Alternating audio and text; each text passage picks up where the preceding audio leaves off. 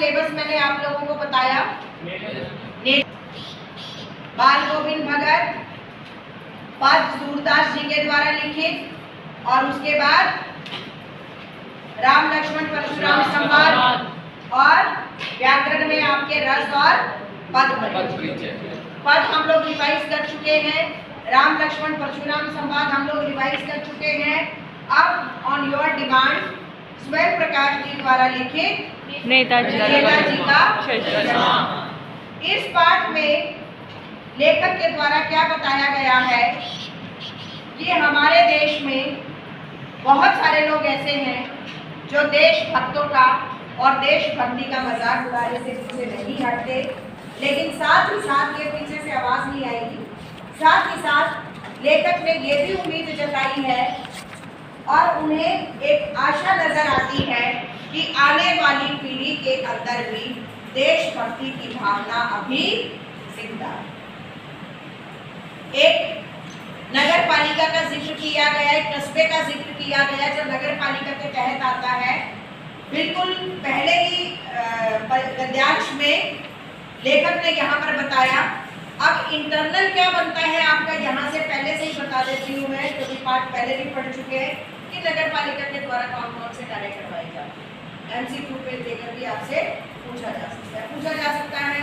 अस्पताल बनवाती है, उनकी देखरेख करती है, स्कूल विद्यालय बनवाते हैं, सांस्कृतिक कार्यक्रम आयोजित करवाती है। उपरोक्त सभी, अगर ऐसे आ जाते तो जाहिर सी बात है आप उपरोक्त सभी करेंगे। तो यहाँ पर जो जिक्र है नगर पालिका के उस क्षेत्र का, जहाँ पर ये बताया गया है कि जो हालदार साहब थे वो उस कस्बे से गुजरते थे, एक छोटे से कस्बे से जो नगर पालिका के तहत आता था, और नगर पालिका के द्वारा उस कस्बे में वो अक्सर अपने काम के सिलसिले में आते जाते थे, और उस कस्बे में नगर पालिका ने क्या क्या करवा रखा था। कहने को छोटा सा अस्पताल भी था, एक स्कूल भी था, हाँ जी, हाँ पक्की सड़कें थी, और वहीं पर उसके एक चौराहे पर उन्होंने बात की कि नेताजी सुभाष चंद्र बोस की प्रतिमा भी स्थापित की गई।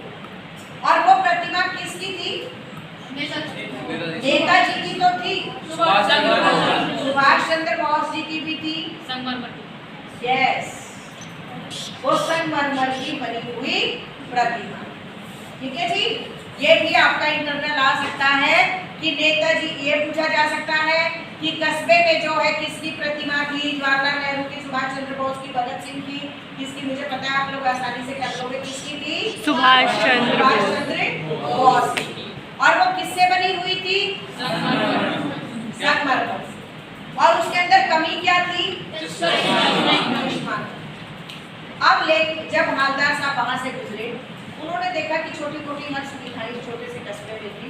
उन्होंने एक चौराहे पर नेताजी की मूर्ति को देखा जो संगमरमर से बनी हुई थी, लेकिन वो उसे देखकर एकदम अवाक रह गए कि उस मूर्ति के ऊपर क्या नहीं था? चश्मा। और कैसा चश्मा नहीं था? संगमरमर का ही चश्मा नहीं था। जब हालदार साहब वहां से निकली और उन्होंने कहा कि भी पूरा कोट वोट भी पहना रखा था मूर्ति से, मूर्ति करीबन कितने फुट ऊंची थी? लगभग 2 फुट ऊंची प्रतिमा वहां पर बनाई गई थी। कोट भी पहनाया गया था, वस्त्र भी बहुत सुंदर थी, जो ये यहाँ का जो पोर्शन होता है उसे वस्त्र कहा गया है कोट का। और नेताजी जो है बहुत ही कमसिन लग रहे थे, खूबसूरत लग रहे थे अपनी उस वर्दी में। यहाँ पर लेखक ने ये चीज बताई। फिर उन्होंने कहा कि चश्मा नहीं था, और क्या कहना चाहा कि चश्मा तो था, लेकिन किस चीज का? संगमरमर का। उसके ऊपर फ्रेम लगाया गया था चश्मे का।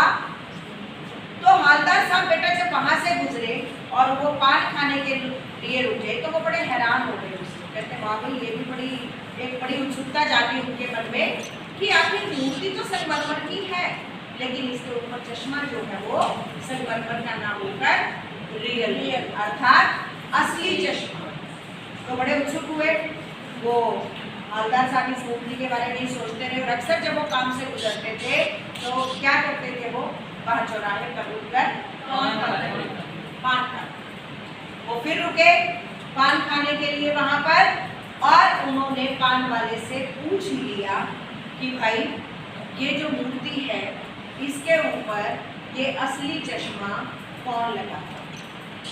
फिर यहाँ पर पान वाले का जिक्र किया गया कि पान वाला ने कहा कि चश्मे वाला कैप्टन लगाता है, और फिर उसका चरित्र चित्र भी आया कि जो पान वाला था वो कैसा था, मोटा था।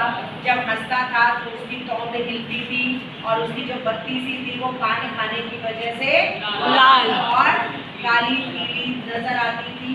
ठीक है, और साथ ही साथ वो बाद में आएगा इसका कैरेक्टर जब हम करेंगे कि जब लंगड़ा मर जाता है पान वाला तो चश्मे वाला, तो वो रोता भी है कि वो भावुक प्रकृति का भी था, लेकिन साथ ही साथ वो देशभक्तों का मजाक भी हुआ था।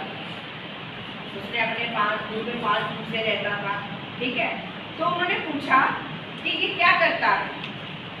जो चश्मे वाला है वो रोज चश्मा बदल देता है, आखिर वो क्या करता है। अब हवलदार साहब के दिमाग में क्या फिट था भाई, ये चश्मे वाला जिसको कैप्टन कहते थे उनके दिमाग में अगर मान लो कोई कैप्टन कहेगा तो आपके दिमाग में क्या बात उभरेगी कि आप फौज में होगा, कैप्टन होगा, या सुभाष चंद्र बोस जी की जो फौज में शामिल रहा होगा, कभी कोई स्वतंत्रता सेनानी होगा। जब उसने कहा कि क्या वो फौज में है या फौज, तो उसने क्या कहा, पान वाले ने मजाक उड़ाते हुए कि अरे वो लंगड़ा क्या जाएगा फौज में। ये बात सुनकर हवलदार साहब को दुख तो हुआ। फिर हवलदार साहब अक्सर वहां से निकलते थे, और अब हवलदार साहब को ना थोड़ी थोड़ी बात यहाँ पर जरूर समझ में आई कि जो चश्मे वाला था वो प्रतिदिन यहाँ से निकलता था,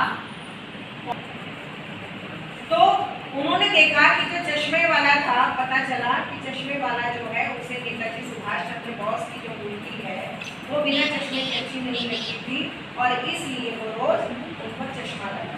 अब वो बदला हुआ क्यों होता था, क्योंकि वो चश्मे की अपनी साइकिल खड़ी करता था। अगर कोई ग्राहक उसे मूर्ति पर लगा हुआ चश्मा कहता है कि मुझे वो चाहिए, तो वो उतार कर दूसरा लगा देता था।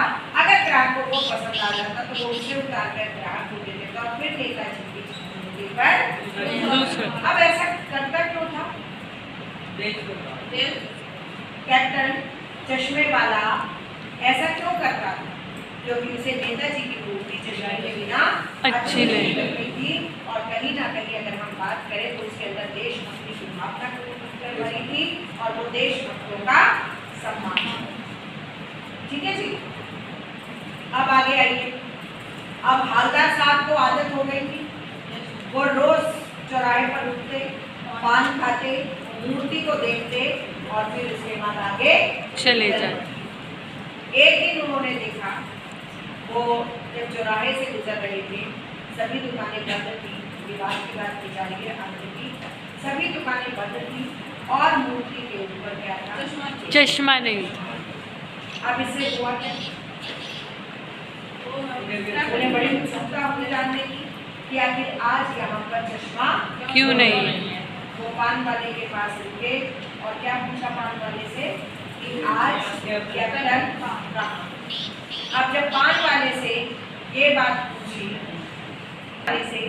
जब ये बात पूछी तो क्या हुआ, पान वाला रोने लगा, के आंसू पोंछते हुए कहने लगा कि वो मर गया। अब यहाँ पर कैरेक्टरिस्टिक एक और आया पान वाले का, भावुक भावुक भावुक। ठीक है जी, तो उसने कहा कि पान वाला तो अब मर गया, वो नहीं रहा। आखिर अब हवलदार साहब को भी बड़ी को हुआ कि अब इसका चश्मा कौन बदलेगा, एक अकेला वही तो बदलता था। अब जब उन्हें ये खबर मिली, उन्हें दोस्तों को बहुत ही मायूस हुए, बड़ा दुख हुआ उन्हें, और अगले दिन उन्होंने ड्राइवर को आदेश दिया कि आज पान कहीं और खा लेंगे, चौराहे पर गाड़ी बंद। लेकिन आदत होती है ना, जब वो उस चौराहे से गुजरने लगे तो अनायासी उनकी नजर किस पर चली गई, नेताजी की मूर्ति पर। और उन्होंने वहां पर क्या देखा कि नेताजी की मूर्ति पर गधे का बना हुआ एक चश्मा। उन्होंने ड्राइवर को एकदम कहा रुको रुको, और उसने ड्राइवर ने एकदम गाड़ी को रोका, और वो बड़े हैरान हो गए कि उनको ये लगता था ना कि अब चश्मे वाला तो नहीं रहा, वही बदलता था कि आखिर अब कौन इस प्रेम को बदलेगा, कौन चश्मा लगाएगा नेताजी सुभाष चंद्र बोस की प्रतिमा पर। लेकिन हुआ क्या, हाँ, बच्चों ने खेल खेल में सरकंडे का चश्मा लगाया। अब इस बात का जब हवलदार साहब को पता चला तो वो बहुत ही खुश हुए। और क्यों खुश हुए भाई?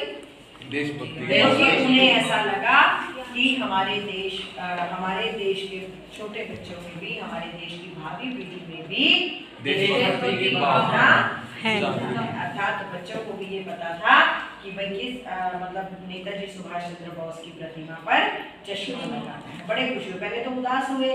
क्यों उदास हुए? ऐसे प्रश्न पूछ लिए जाते हैं पहले। और दूसरे का मायूस इसलिए हुए थे कि अब तो कैप्टन मर गया, अब चश्मा कौन लगाएगा। लेकिन उसके अगले ही पल उनके एक नई उम्मीद जागी उनके मन में, जब उनको ये पता चला कि देखा कि मूर्ति के ऊपर जो है सरकंडे का बना हुआ चश्मा बच्चों के द्वारा लगाया है। इनसे ये पता चला उन्हें कि हमारे देश की भावी पीढ़ी के अंदर भी देशभक्ति की भावना जागी है। अब आप यहाँ पर एक चीज और देखिए बेटा, जो थोड़ा वैल्यू बेस्ड और इंटरनल क्वेश्चन उभर कर आता है। लेखक ने यहाँ पर हमें ये संदेश देने का प्रयास किया है। एक इसमें बहुत ही महत्वपूर्ण लाइनें हैं कि जिंदगी, अपनी जिंदगी जवानी सब कुछ होम कर देने वालों पर भी लोग हंसते हैं। तो ये बहुत ही गलत बात है कि हमारे जो सैनिक हैं, हमारे जो देशभक्त हैं, वो अपने देश को बचाने के लिए अपना सब कुछ कुर्बान कर देते हैं।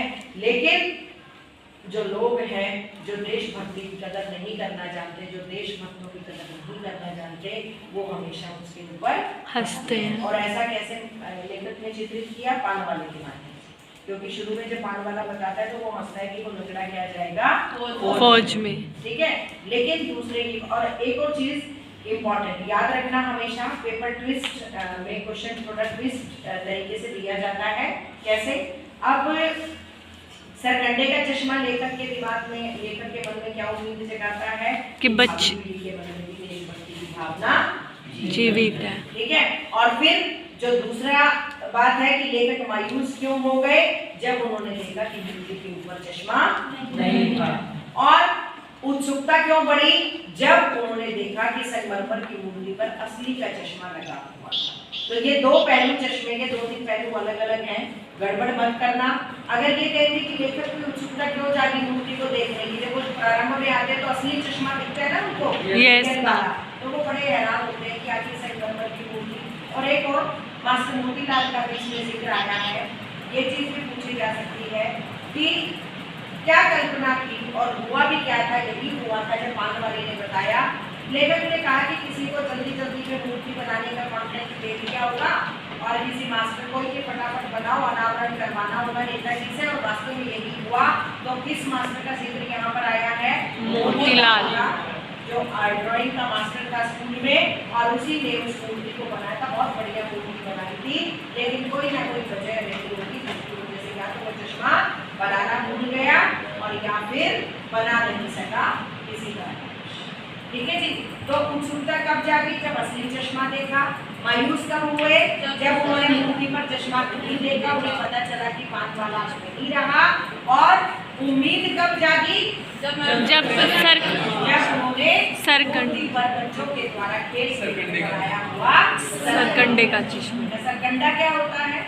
आपने देखा होगा आपके आसपास तो ये बहुत सारी अभी जब गर्मी आती है तो वो व्हाइट होते हैं, पतला सा वो बैम्बू टाइप से नजर आता है, वो सरकंडा होता है। इससे पहले कलम भी बनाई जाती है, जवार जैसा सरकंडा, तो ये लगे होते हैं।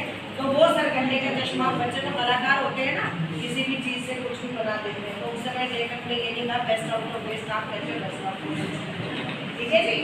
तो ये सारी चीज। और बताइए कोई चीज ऐसी जो इसमें ना समझ में आई हो आप लोगों? वहाँ पर चश्मा नहीं है तो वो इस चीज के लिए भी उत्सुक तो हम नहीं कह सकते कि उसने देखा तो वो तो सीधा फिर पान वाले के पास चला गया था ना। उत्सुकता जो थी वो तो उसकी पहली बार थी। बाद में तो क्या हुआ था?